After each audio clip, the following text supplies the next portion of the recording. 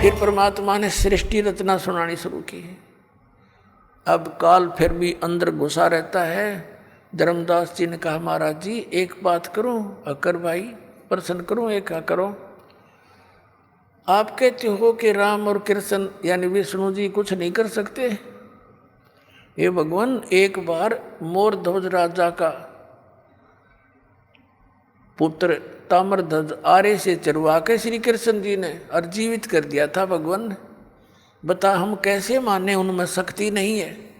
परमात्मा ने कहा, मैंने ये नहीं कहा कि इनमें शक्ति नहीं है, पर ये आपको मोक्ष नहीं दे सकते, आपके प्रारब्ध के कर्मों का नाश नहीं कर सकते, आपके आने वाले जो कर्म में कष्ट लिखे हैं, मृत्यु है, उसको टाल नहीं सकते। ये परमात्मा ने कहा कि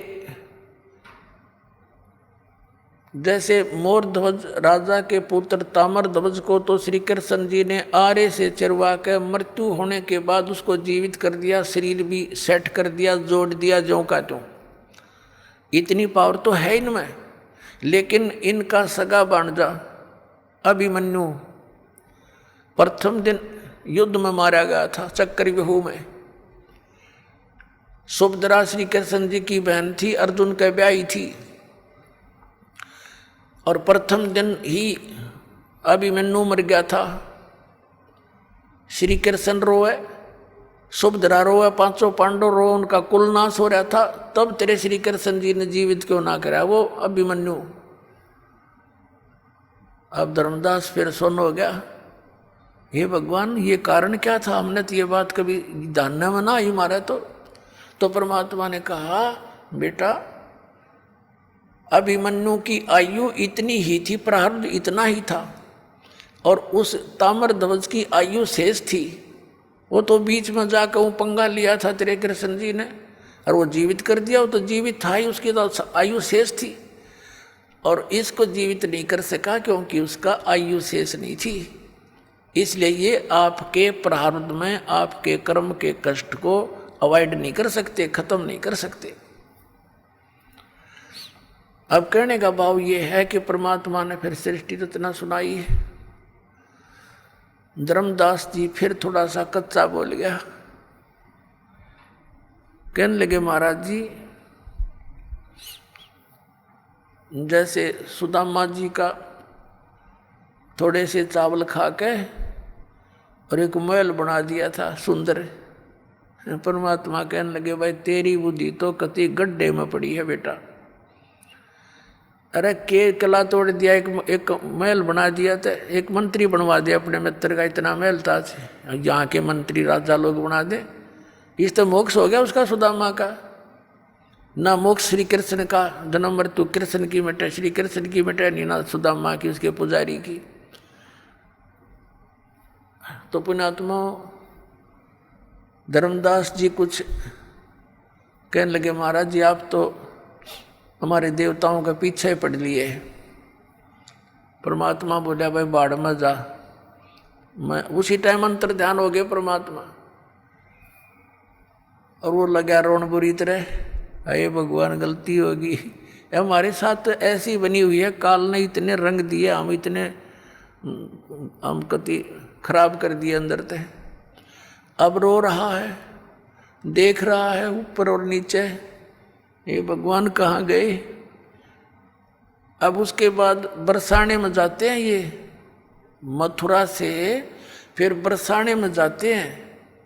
बरसाने में ना जाते न्यों का मथुरा गया हुआ यात्रा पूरी नहीं। बरसाने में किस लिए जाते हैं कि राधा बरसाने की लड़की थी और श्री कृष्ण से मिलने आया करती थी। तो उस समय के लोग तो उसको गुंडी बुंडी कहा करते कि एक गैर पुरुष से मिलने जाती है, या पूरा गांव विरोध करा करता, लेकिन वो नहीं मानी फिर भी। तो अब उस वहाँ जाके क्या कहते हैं, राधे राधे श्याम मिला दे, राधे राधे श्याम मिला दे। देख किसे डले डुआ रखे, वहाँ ना राधे और ना श्याम, उड़ा टेलीफोन मिलाओ जाकर। अब ये अकल मार रखी हमारी। अपने आत्माओं धर्मदास जी वापस चल पड़ा अपने घर को कि ईब तो वो महाराज जी कतई नहीं मिल रहे, बिल्कुल नहीं मिले। मैंने तो नालायक आदमी हो, देख कैसे गलती कर दी और दूसरी बार कर दी। घर की तरफ चल पड़ा रोता हुआ। अब परमात्मा गरीबदास साहिब जी ने अपनी वाणी में कहा है, तावा रोवत धर्म निनागर, कहाँ गए मेरे सुख के सागर। कल्प करे और मन में रोवे, दसों दिशा को वो मगजो है। दसों दिशा को ऊपर न देखे, कदे ऊपर न उड़ गए हों, साइड में हो, इधर हो, पीछे हो, कदे नीचे खड़े हो कहीं।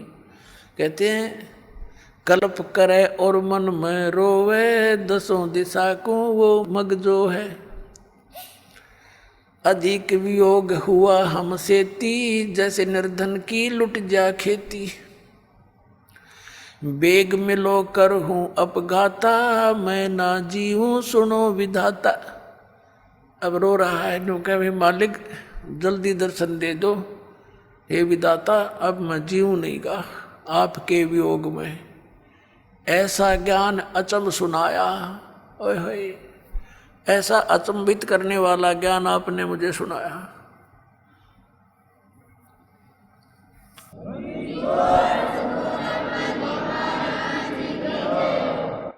अब रोता रोता घर पे आ गया, सारे आंसुओं से कमीज भीग गया।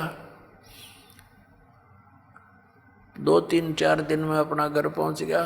उसकी पत्नी ने देखा कि भगत जी ने तो 1 महीने माना था, 2 महीने की यात्रा थी इसकी, 2-3 महीने की, तो सब तीर्थों पे जाना था, वापस कैसे आगे रो बुरी तरह रहे। तब आमनी देवी नाम था उस धर्मदास जी की धर्मपत्नी का।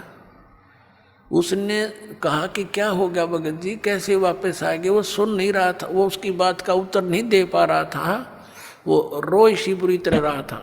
उस इतना अंदर से कलेजा भर भर के आ रहा था, उसका बोल नहीं निकल रहा था। और अपने घर के बीच में जाकर कमरे में और जमीन पर गिर के बहुत बुरी तरह रो रहा था, जैसे किसी का कोई स्वजन मर जाता है। अब आमनी भी रोने लगी बैठ के, क्या घटना घटेगी भगत के साथ।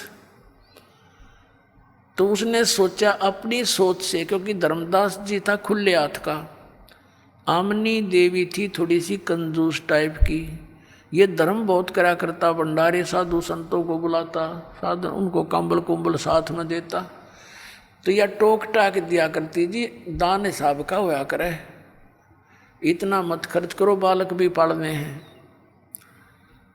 तो इसने नो सोचा आमनी देवी ने कि मैं भगत जी को टोक टाक दिया करती, और इसका लगता है किसी ने रास्ते का जो पैसा था लेके गया था, यो धन यात्रा खर्च, वो निकाल लिया।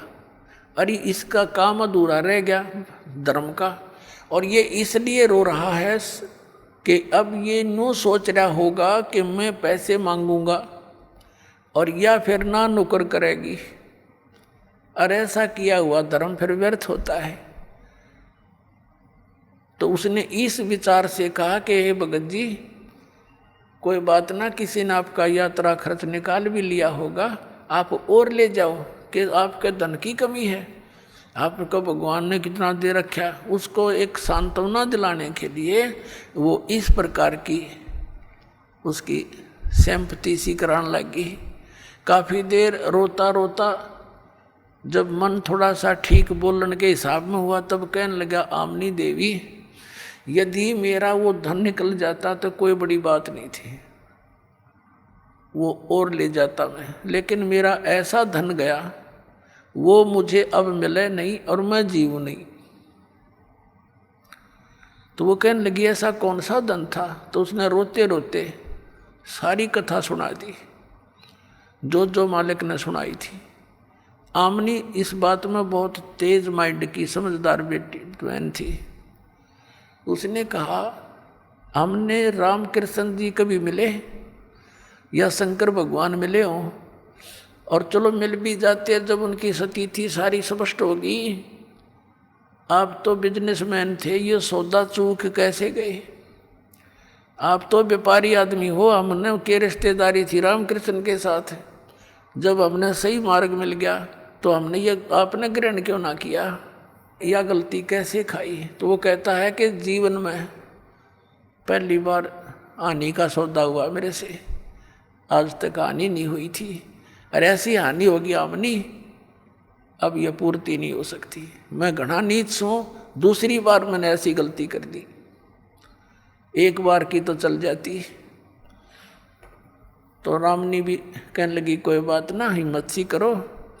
तो 6 महीने बीत गए ऐसे, रोज आना, कोई काम नहीं करे, रोटी एक मुश्किल से खावे और गली में बैठ जावे। नो देखे आवे कोई साधु, अब जैसे कोई साधु भक्त दिखाई दे उसके निकट जावे, शायद आ गया हो। जैसे बेलनी ने श्री राम की इंतजार की थी कि दूर तक कोई भी आता दिखा करता, भाग लेती थी, श्री राम आ गए, श्री राम आ गए।